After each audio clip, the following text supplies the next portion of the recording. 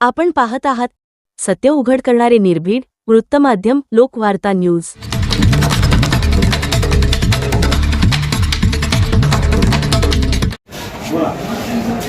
आज दिवसभर कार्यालय बंद आहे आणि एकही अधिकारी कर्मचारी कार्यालयात नाही। 200 ते 300 माणसं आज बिगर कामाच्या इथं रखडलेले आणि त्यांना कोणी इन्फॉर्मेशन पण नाही दिलं काही कार्य कोणत्या कारणामुळे कार्यालय बंद। म्हणजे इतकं प्रशासन हे निर्दयी आणि पब्लिकची कोणाला काळजीच नाही।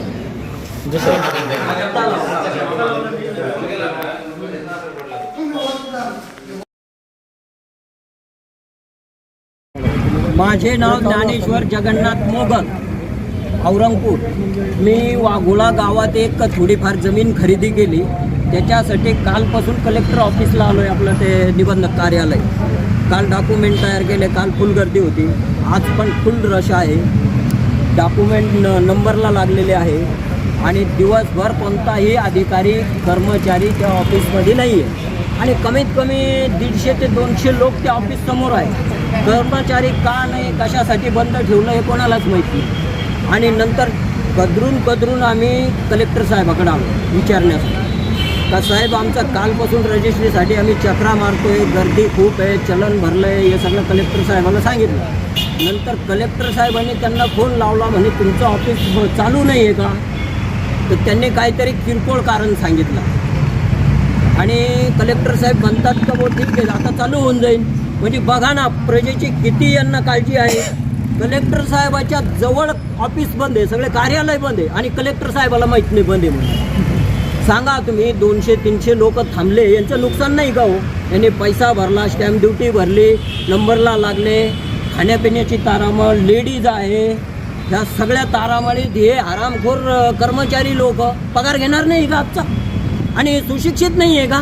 काही प्रॉब्लेम होतं तर यांनी सांगायला पाहिजे होतं पब्लिकला, आज कार्यालय बंद आहे बाबा, चालू राहणार नाही, तुम्ही उद्या।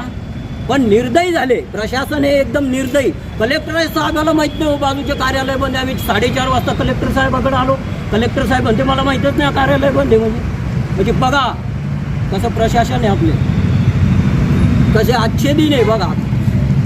प्रजेची कोणाला कदरच राहिलेली। तुमची साहेबांसोबत भेट झाली, काय आश्वासन दिलं? कलेक्टर साहेबाला माहीतच नव्हतं कार्यालय बंद आहे म्हणून, फोन करून सांगितलं यांचं काम चालू करा। आता अधिकारी लोक येतील का आता काम करायला? यांचं सांगायचं काम होतं ना का प्रॉब्लेम आलेला आहे, टेक्निकल प्रॉब्लेम आहे, काय जो प्रॉब्लेम असेल ते सगळ्याला सांगून टाकायचं आज कार्यालय बंद राहणार आहे, तुम्ही घरी जा। आपण जे निवेदन देणार आहे, निवेदनानंतरही आपलं जे काम झालं नाही ते याच्या पुढील आपली भूमिका काय राहील? नाही निवेदन तर दिलं, पण आज 300 लोकांना जी सजा भेटली याचा परिणाम काय? 300 लोक बिगर खाण्यापिण्याचे इथं थांबले, त्यांचं काम नाही झालं, खर्च झाला, काम बुडालं आणि पश्चाताप झाला, तरी पब्लिकला माहीत नाही का कशामुळं बंद आहे। आणि कलेक्टर साहेबाला माहीत नाही का कार्यालय बंद आहे म्हणून। आम्ही गेल्याच्या नंतर त्यांनी फोन लावला का बंद आहे, माहीतच नाही आम्हाला। म्हणजे कसं प्रशासन चालतं बघा ना। कलेक्टर ऑफिसच्या बाजूला आहे ना कार्यालय सगळे, कलेक्टर साहेबाला 4:30 वाजेपर्यंत माहीत नाही ऑफिस चालू आहे का बंद आहे म्हणून। पण किती निष्काळजीपणा आहे, पब्लिकनं कोणाकडे जायचं? किती वाजेपासून बंद करताय? सकाळपासून बंद आहे।